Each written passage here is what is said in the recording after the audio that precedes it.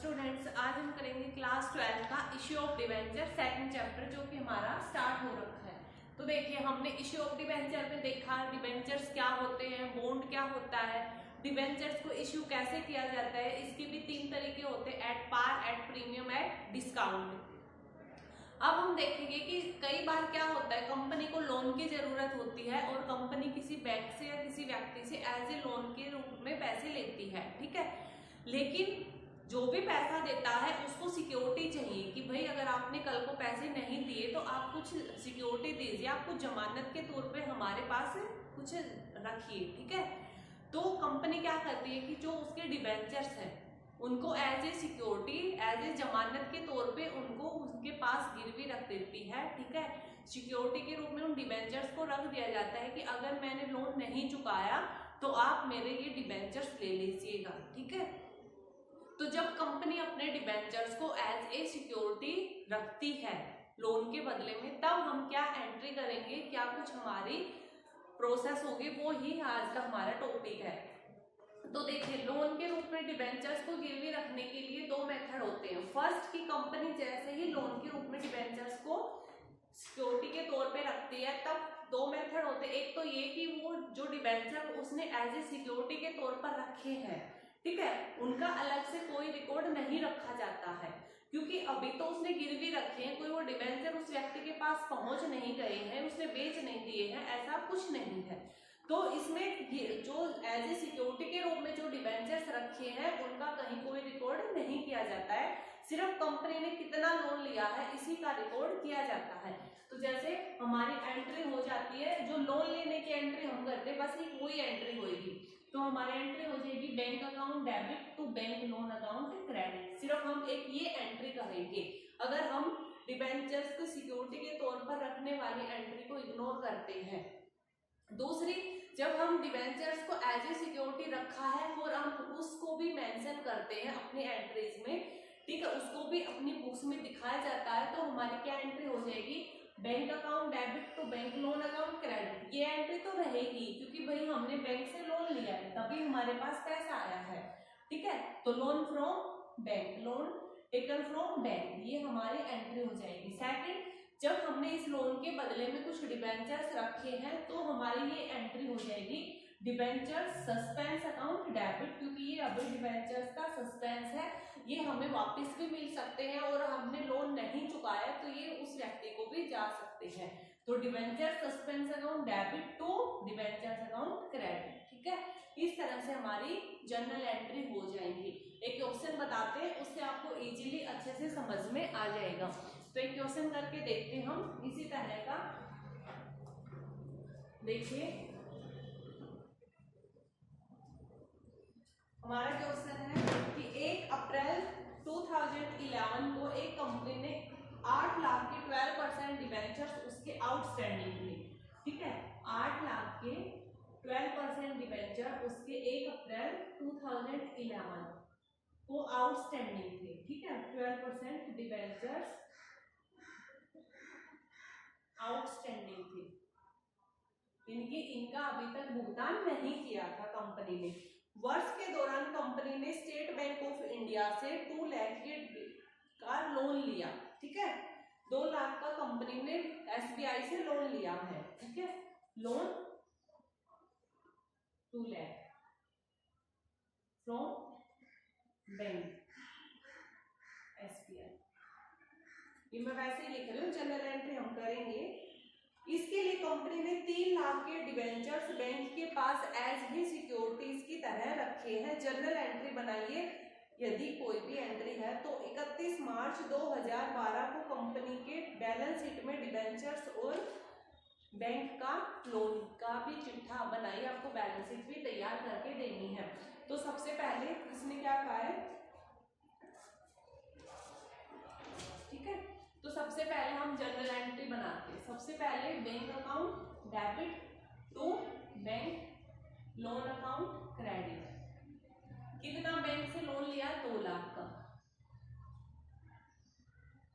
तो एक तो फर्स्ट मेथड का हिसाब से तो हमारी ये एंट्री हो जाएगी कि जब हम डिबेंचर्स को अलग से नहीं दिखाते, जो सिक्योरिटी के तौर पे रखते हैं उनको। सेकंड, जब अगर हम सेकंड मेथड अप्लाई करेंगे तब हमारी क्या एंट्री हो जाएगी, हमारी ये वाली एंट्री तो सेम रहेगी सेकंड मेथड में भी, bank account debit to bank loan account credit, ये वाली एंट्री तो सेम ऐसे ही रहेगी। इसके अलावा एक और एंट्री हो जाएगी हमारी क्या, debenture suspense account debit to 12% debenture account credit.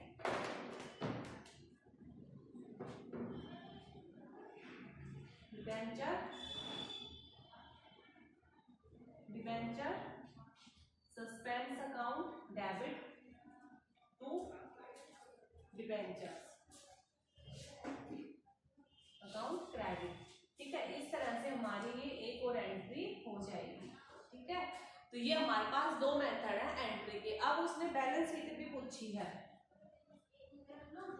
एक सेकंड, अभी हम क्या करते हैं, उसने डिबेंचर, हाँ, जब उसने डिबेंचर इशू किए हैं और उसने कुछ बता नहीं रखा है किस तरह के डिबेंचर हैं, तो हम 12% की लिखेंगे यहाँ पे, क्योंकि जो हमारे पास पहले के जो डिबेंचर थे वो कौन से डिबेंचर थे, इस टाइप के डिबेंचर थे 12% रेट के। ठीक है, तो यहाँ पे भी हम 12% नाम लिखेंगे डिबेंचर।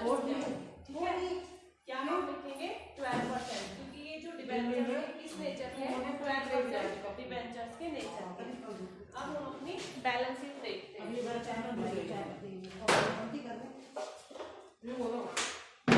हम अपनी बैलेंस शीट की बात करें इसी क्वेश्चन की, तो हमारी बैलेंस शीट बनाएंगे सबसे पहले हमारा फर्स्ट मेथड की बैलेंस शीट। ठीक है, फर्स्ट मेथड से जो हमने किया था उसकी हम बैलेंस शीट देखते हैं। 31 मार्च 2000 कौन सा था, 2012, 31 मार्च 2012 की हम बैलेंस शीट देखते हैं।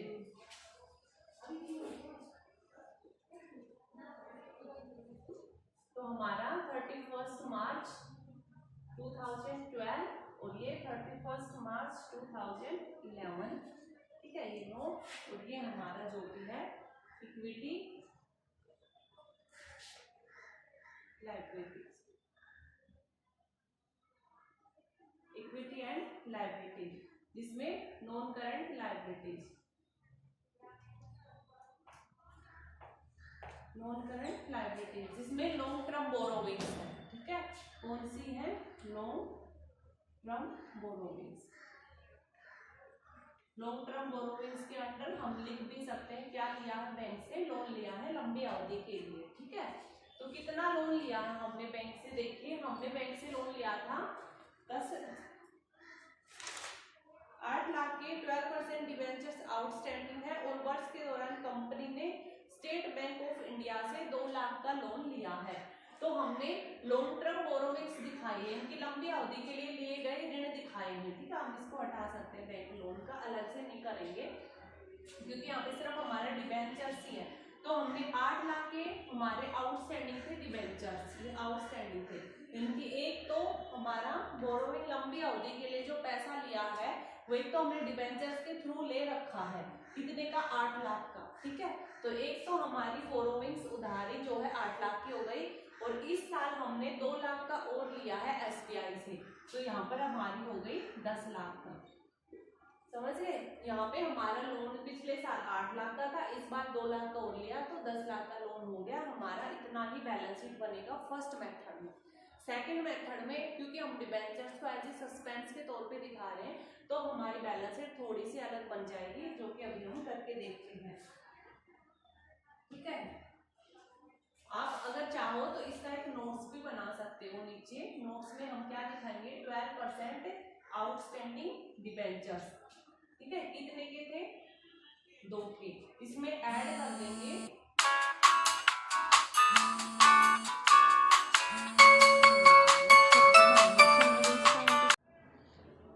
देखिए दूसरा मेथड है, उसके अगर हम बैलेंस शीट बनाएंगे तो सबसे पहले बैलेंस शीट तो वैसे ही बनेगी जैसे उसकी बनाई थी हमने, नॉन करंट लायबिलिटीज, ठीक है, इक्विटी एंड लायबिलिटीज का हम हेडिंग बनाएंगे, और ये वही सब कुछ सेम है। ठीक है, पहले 8 लाख की थी, अब 10 लाख का हो गया। उसके बाद नेक्स्ट इसका सेकंड मेथड में हम अपना एक नोट्स बनाएंगे, जिसमें क्या बनाएंगे, लॉन्ग टर्म बोरोविंग्स का हेडिंग सबसे पहले 12% डिबेंचर्स, ठीक है, जो हमारे 12% डिबेंचर्स थे, कितने थे, 8 लाख के तो पहले ही थे आउटस्टैंडिंग, प्लस में 2 लाख का लोन हमने बैंक से लिया, तो उनको बदले में 3 लाख के डिबेंचर्स हमने सिक्योरिटी के तौर पर दिए हैं। तो हमारे टोटल कितने हो गए, 8 पहले के थे और 3 लाख के डिबेंचर हमने और इशू कर दिए बैंक को सिक्योरिटी के तौर पर रखने के लिए। तो टोटल कितना हो गया, 8 और 3 11। इसमें से लेस कर देंगे हम डिबेंचर सस्पेंस की 11, जो टोटल डिबेंचर्स है 11 लाख के, ये सारे के सारे मार्केट में नहीं है। जो 3 लाख के हैं वो तो सिक्योरिटी के तौर पर रखे गए हैं, इनकी कोई एप्लीकेशन, अलॉटमेंट या लेन देन ऐसा कुछ नहीं होना। तो 11 में से उस 3 को एक बार लेस कर देंगे। एक्चुअल में जो डिबेंचर्स हैं वो कितने के हैं, 8 लाख के।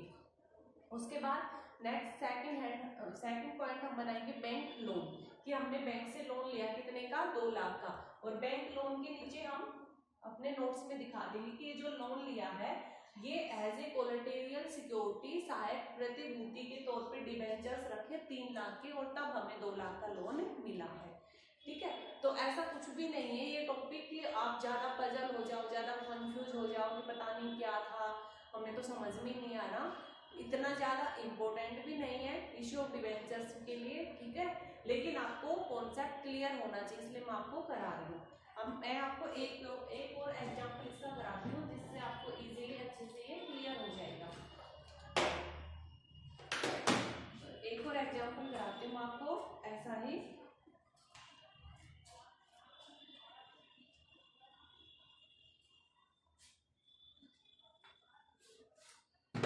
देखिए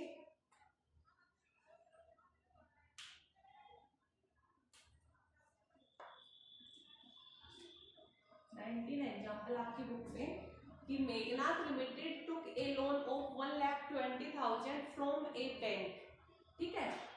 हम सीधा अपनी एंट्री पर ही चलते हैं। मेघनाथ ने एक लोन लिया है, इनकी bank account debit to bank loan account credit. Meghnath जो था उसने एक लोन लिया है कितने का, 1,20,000 का, ठीक है। took a loan 1,20,000 from a bank and deposited 1,408% debentures of 100 each as collateral security along with primary security worth ₹2 lakh, ठीक है। इसने क्या किया है कि एक जो लोन लिया है 1,20,000 का, उसके बदले में 1,400 डिबेंचर्स 8% वाले, ठीक है, उनको एज ए सिक्योरिटी के तौर पर रखा है, जिनकी वैल्यू 2 लाख रुपए है। इनकी हम ब्रैकेट में लिख सकते हैं क्या, कि लोन ऑब्टेन फ्रॉम बैंक, हमने बैंक से जो लोन लिया है वो कैसे लिया है, सिक्योर्ड है वो बाय, किसके द्वारा सिक्योर्ड है, बाय प्राइमरी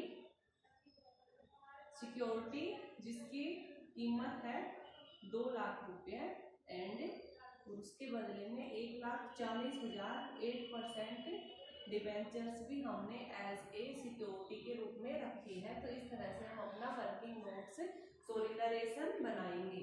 उसके बाद नेक्स्ट है हमारा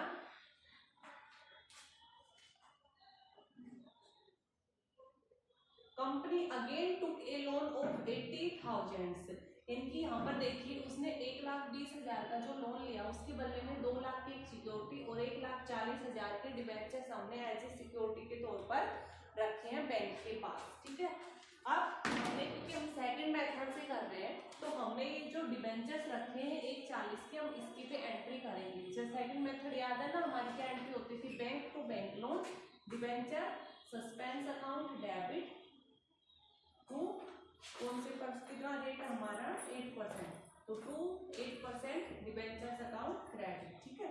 आप लिख सकते हो issue of 1,40,000 8% debentures as a collateral securities. तो हमने कितने किए हैं, 1,40,000। उसके बाद नेक्स्ट है हमारा कि उसी बैंक, इसी कंपनी ने दोबारा एक बार फिर से 80,000 का लोन ले लिया, तो फिर से लोन लिया तो फिर से वही entry bank to bank loan, पहले 1,20 का लिया था और अब उसने 80,000 का लोन ले लिया फिर से। उसके बाद after bank and deposited 1008% debentures of 100 each as collateral securities. ठीक है, 2 महीने बाद, जैसे इसके 2 महीने बाद उसने ये लोन लिया 80,000 और अब फिर से डिबेंचर ही एज ए सिक्योरिटी के तौर पे रखे हैं उसने कितने 1000 डिबेंचर्स जिसकी रेट है 100 रुपीज ईच, यानी कि 1000 डिबेंचर्स हैं और एक डिबेंचर्स की कीमत 100 रुपए है। ठीक है, तो कितने हो गए हमारे 1 लाख के डिबेंचर उसने सिक्योरिटी के तौर पर रखे हैं। तो debenture suspense account debit to 8% debenture account credit, हम ये एंट्री होंगी। इनकी कहने का मतलब है कि वो जब बैंक से लोन ले रहा है तो एक बार तो लोन की एंट्री कर दो बैंक टू बैंक लोन, और दूसरी बार कर दो कि उसने अगर कोई डिबेंचर्स रखे हैं सिक्योरिटी के तौर पर तो उनकी एंट्री कर दो। ठीक है, उसके बाद नेक्स्ट हमारा आपको एंट्री करनी है और आपको बैलेंस शीट बनानी है। तो हमारी एंट्री तो आपको इजीली समझ में आ गई। अब हम अपनी बैलेंस शीट तैयार करते हैं।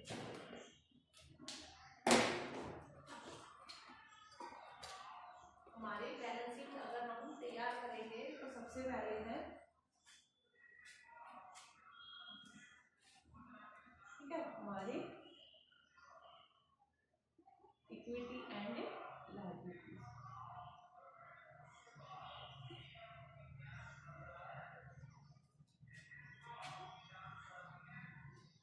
हमारी क्या हो जाएगी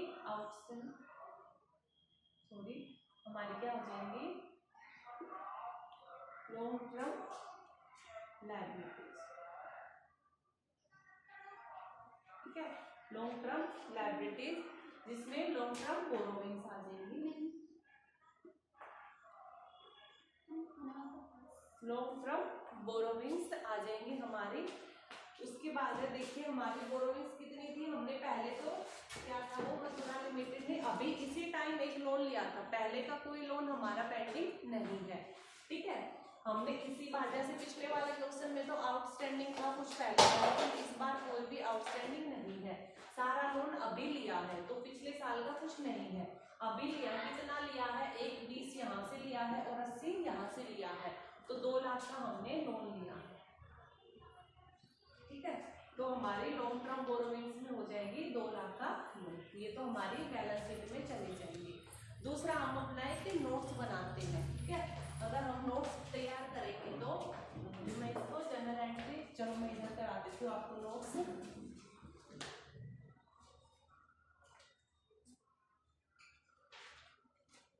तो देखिए अगर हम नोट्स तैयार करेंगे तो लॉन्ग टर्म बोरोविंग्स के तौर पर हमारे पास क्या है 8% डिबेंचर्स है, कितने के 1,40,000 के। ठीक है, 1,40,000 के हमारे डिबेंचर्स हैं। उसके बाद है हमारा 8% डिबेंचर्स 1,40,000, उसके बाद दूसरे 1 लाख के हो गए, प्लस में 8% डिबेंचर, यानी कि टोटल हमारे हो गए 2,40,000 के डिबेंचर, क्योंकि ये वाले डिबेंचर्स देखिए यहाँ पे थे और ये वाले यहाँ पे थे, तो टोटल मिला के 240 हो गए हमारे डिबेंचर्स। ठीक है, उसके बाद हमारा हम इसमें से लेस कर देंगे क्या, डिबेंचर सस्पेंस। अब हमारे ये देखना है कि ये जो हमारे डिबेंचर्स हैं इतने सारे, इनमें से हमने कितने डिबेंचर सिक्योरिटी के तौर पे रखे हैं और कितने हमारे डिबेंचर मार्केट में है। तो देखिए ये तो सारे के सारे हमने गिरवी रख दिए। ठीक है, जैसे पिछले वाले क्वेश्चन में तो चलो कुछ आउटस्टैंडिंग थे, बाहर मार्केट में थे, लोन के तौर पे हमने और अलग से इश्यू करे थे, लेकिन यहाँ पे पहले तो कोई डिबेंचर्स था ही नहीं, जो भी नए इश्यू करे हैं उन सबके बदले में हमने लोन ही लिया है। तो डिबेंचर सस्पेंस में से 240 के 240 ही लैक्स हो जाएंगे और कोई बैलेंस नहीं बचेगा। ठीक है, उसके बाद नेक्स्ट हमारा बैंक लोन। बैंक लोन कितना, हमने 1,20,000 वहां से लिया है और 80,000 यहाँ से लिया है, तो हमारा बैंक लोन कितने का हो गया 2 लाख का। तो हमारे बैंक लोन सिर्फ 2 लाख का ये दिखाया जाएगा, जो कि हमने यहाँ पर 2 लाख ही दिखाए थे। तो आपको बस एक ही चीज याद रखनी है कि हमारे डिबेंचर्स पहले कितने थे, उसके बाद में हम वापस और नए डिबेंचर्स ऐड करते जाएंगे, जितने भी हमने सिक्योरिटी के तौर पर इशू करे हैं वो। ठीक है, और एंड में फिर उनमें से टोटल डिबेंचर्स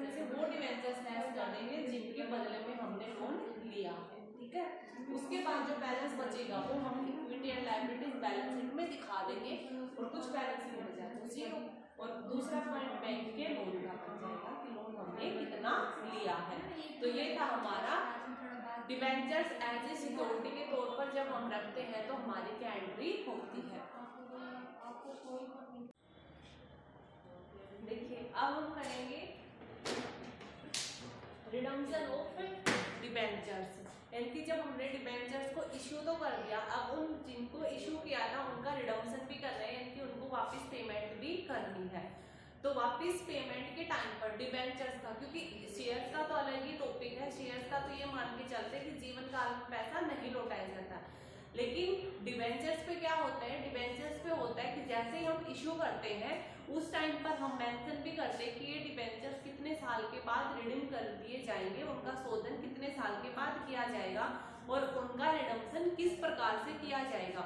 रिडम्पशन के टाइम पर उनको प्रीमियम दिया जाएगा, डिस्काउंट दिया जाएगा, ठीक है। रिडम्पशन किस पर किया जाएगा, एट पार पर, एट प्रीमियम पर। जिस तरह से इश्यू ऑफ डिबेंचर्स होते हैं, ठीक है, issue of debentures at par, at premium, at discount होता है, उसी तरह से रिडम्पशन ऑफ डिबेंचर्स भी होता है। तो रिडम्पशन ऑफ डिबेंचर्स भी हमारा एट पार पर या एट प्रीमियम पर हो सकता है कि जिन लोगों से जितना पैसा लिया है हम उतना ही पैसा लौटा रहे हैं या उससे ज्यादा लौटा रहे हैं। तो हमारी एंट्री बनती है, इसमें देखिए सबसे पहला है हमारा, हमने एक टेबल बनाई है जिससे आपको इजीली समझ में आ जाएगा। ये हमारी टेबल में एंट्री है जब इश्यू होता है, ठीक है, एंट्री फॉर इश्यू, यानी कि जब डिबेंचर्स को इश्यू किया जाता है उस टाइम पे क्या एंट्री होगी, और जब डिबेंचर्स को रिडीम कर दिया जाता है, उनका पैसा उनको लौटा दिया जाता है, तब उस टाइम पर क्या एंट्री होगी, हम अब वही करते हैं। तो सबसे पहला हमारे पास केस आता है, फर्स्ट हमारे पास हो सकता है कि इश्यू एट पार और रिडम्पशन एट पार। ये हो सकता है कि हमने डिबेंचर्स को एट पार के ऊपर ही तो इश्यू किया था और एट पार के ऊपर ही हम उनको रिडम्पशन कर रहे हैं, इनकी जितने पैसे का हमने इश्यू किया था रिडम्पशन के टाइम पर भी हम उतने ही पैसे उनको लौटा रहे हैं। तो हमारी एंट्री हो जाएगी, जो इश्यू की एंट्री होती थी, bank account debit to debenture application and allotment. आपको पता है जब अलग से अलॉटमेंट नहीं मंगाया जाता है, ठीक है, तो हम इकट्ठी एंट्री करते हैं, एप्लीकेशन एंड अलॉटमेंट, इकट्ठा नाम लिखते हैं, ठीक है। तो हमारी एंट्री हो जाएगी bank to debenture application and allotment account credit. Next debenture application and allotment account debit to debenture account credit, ठीक है। इस तरह से हमारी एंट्री हो जाएगी जब हम इश्यू करेंगे, और जब इश्यू के टाइम पर ही हम रिडम्पशन की एंट्री भी करेंगे, क्योंकि जिन डिबेंचर्स का हमें पहले से पता होता है कि हम इनका रिडम्पशन कब और कैसे कर रहे हैं, तो इश्यू के टाइम पर ही उनके रिडम्पशन की एंट्री कर दी जाती है। तो रिडम्पशन की एंट्री हो जाएगी debentures account debit to debenture holder account credit, और जब ये तो ड्यू हो गया, और जब हम उसको पेमेंट कर देते हैं तो पेमेंट के लिए debenture holder account debit to bank account credit, कि उनका पैसा लौटा दिया गया 100 रुपए से। ये हमारा फर्स्ट केस। सेकंड केस क्या होता है, issue at discount and redemption at par, कि जब हमने डिबेंचर्स को इश्यू तो किया है डिस्काउंट पर, लेकिन हम रिडम्पशन कर रहे हैं एट पार पर। इनकी हमने 100 रुपए के बदले में लोगों से सिर्फ 90 रुपए ही मांगे हैं, लेकिन हम उनको वापिस 100 रुपए ही लौटाएंगे। तो हमारी एंट्री हो जाती है bank account debit to debenture application and allotment account credit, ठीक है। मान लीजिए एक एग्जांपल है, 100 रुपए का शेयर था, हमने 95 रुपए में उसको इश्यू किया है और वापसी के टाइम पर रिडम्पशन पे हम उनको 100 रुपए ही लौटा रहे हैं। तो हमारी एंट्री 95 के हमारे पास तो 95 रुपए ही आए हैं। Bank to debenture application and allotment, उसके बाद debenture application and allotment account debit discount on issue of debenture 5 rupees, ठीक है। डिबेंचर्स को 5 रुपए का डिस्काउंट दिया गया to debentures account credit 100 rupees से। इधर हमारी क्या एंट्री हो जाएगी सेकंड केस की, debenture account debit to debenture holder और debenture holder account debit to bank, क्योंकि एट पार पर है रिडम्पशन, तो जैसे ऊपर वाले की एंट्री थी 2 एंट्रियां, वैसे ही इसकी भी दोनों एंट्रियां सेम हो जाएंगी। थर्ड हमारे पास केस आता है कि जब हम उसको इश्यू तो करते हैं प्रीमियम पर और रिडम्पशन करते हैं एट पार के ऊपर, यानी कि वो इधर तीनों कंडीशन हमने देख लिया, issue at par, issue at discount और इश्यू एट प्रीमियम। और उधर अभी एट पार ही है, रिडम्पशन एट पार ही चल रहा है तीनों कंडीशन में। तो इसमें भी हमने इशू किया है प्रीमियम पर 100 रुपए के बदले में लोगों से 105 रुपए हमने लिए हैं और उनको सिर्फ 100 रुपए ही लौटा रही है। तो हमारे एंट्री हो जाएगी बैंक अकाउंट डेबिट 105 105 रुपए आए हमारे पास तो debenture application and allotment. Next debenture application and allotment account debit to debentures account credit to security premium reserve account credit 5 रुपए का हमारा प्रीमियम है। ये हमारी इशू की रिडम्पशन की, क्योंकि एट पार पे है तो सेम वही एंट्री हो जाएगी डिबेंचर टू डिबेंचर होल्डर और डिबेंचर होल्डर टू बैंक, क्योंकि एट पार पर। नेक्स्ट हमारी कंडीशन क्या होती है कि हमने इश्यू तो पार पर किया है लेकिन रिडम्पशन उसका प्रीमियम पर कर रहे हैं। रिडम्पशन कभी डिस्काउंट पर तो होगा ही नहीं, ठीक है। तो रिडम्पशन एट प्रीमियम पर हम उसको 100 रुपए के बदले में पैसे ज्यादा लौटा रहे हैं और इश्यू हमने पार पर ही किया। तो इश्यू करने की entry bank account debit to debenture application and allotment 100 रुपए। अब पॉइंट आता है यहाँ से कि हमने डिबेंचर एप्लीकेशन एंड अलॉटमेंट 100 रुपए का है, यानी कि हमने टू डिबेंचर्स को पैसा देना है, लेकिन अब की बार हमने उनको पैसा देना है ज्यादा 105 रुपए देने की, ठीक है। हमने उसको इश्यू एट पार पर तो किया है लेकिन रिडम्पशन हम उसको प्रीमियम पर कर रहे हैं 105 रुपए पर। तो जो 5 रुपए है वो हम उनको रिडम्पशन के टाइम पे एक्स्ट्रा दे रहे हैं कि हमने किसी से लिए तो 100 रुपए हैं लेकिन हम उसको दे रहे हैं 105 रुपए, तो 5 रुपए का हमारा लॉस है, ठीक है। तो हमारी एंट्री हो जाएगी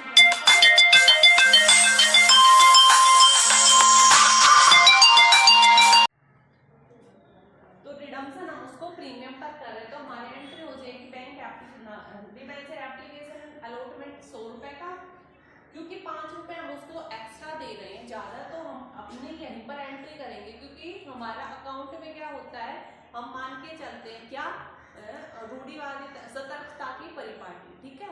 इनकी इसमें हम पहले से ही सतर्क रहते अवेयर रहते हैं अपने आने वाले खर्चों के लिए, तो आने वाले खर्चों का रिकॉर्ड हम पहले ही कर लेते हैं क्योंकि ये अकाउंटिंग का एक प्रिंसिपल है। तो उसी मान्यता उसी प्रिंसिपल के बेस पर हमने अपनी एंट्री कर दी loss on issue of debenture कि जो डिबेंचर्स को हमने इशू किया है उसके टाइम पर जो लॉस हुआ है 5 रुपए का उसका भी हम रिकॉर्ड रखकर चलेंगे। टू डिबेंचर 100 रुपए का और to premium on redemption of debentures 5 रुपए का, कि जो पहले जैसे premium on issue of debentures था इश्यू के टाइम पर प्रीमियम होता था, अब यहाँ पे प्रीमियम है लेकिन इसके टाइम पर है ऑन रिडम्पशन ऑफ डिबेंचर्स है, तो इसलिए हमने प्रीमियम रिडम्पशन कर दिए 5 रुपए से। तो 105 से टोटल डेबिट हो गया और 105 से टोटल क्रेडिट हो गया। अब हम इधर आते हैं क्या हम उसका जब रिडम्पशन करेंगे तो रिडम्पशन करेंगे तो डिबेंचर अकाउंट डेबिट 100 रुपए से और premium on redemption of debenture कि हम उनको रिडम्पशन के टाइम पर प्रीमियम भी दे रहे हैं, तो कितना दे दिया 5 रुपए, तो टोटल डिबेंचर होल्डर को कितना मिल गया टोटल 105 रुपए मिल गया। Next debenture holder to bank 105 रुपए से उनको पेमेंट कर दी। नेक्स्ट हमारी सिचुएशन आती है कि issue at discount and redemption of premium, कि हमने डिस्काउंट के ऊपर इशू किया है और प्रीमियम पर हम उनको रिडम कर रहे हैं, इनकी 100 रुपए के बदले में हमने उससे 95 या 90 रुपए 90 रुपए लिए हैं और वापसी में हम उसको 10 रुपए दे रहे हैं, तो हमें दो तरह से लॉस हो गया। एक तो हमें लेने के टाइम पर जो 100 की चीज थी हमने उसको 90 में दी, 10 रुपए का लॉस तभी हो गया, और एक जब हमने उससे वो वस्तु वापस ली तो हमने उसको 110 रुपए दिया जबकि वो 100 रुपए की थी, तो 20 रुपए का टोटल लॉस हो गया। तो ये पॉइंट है।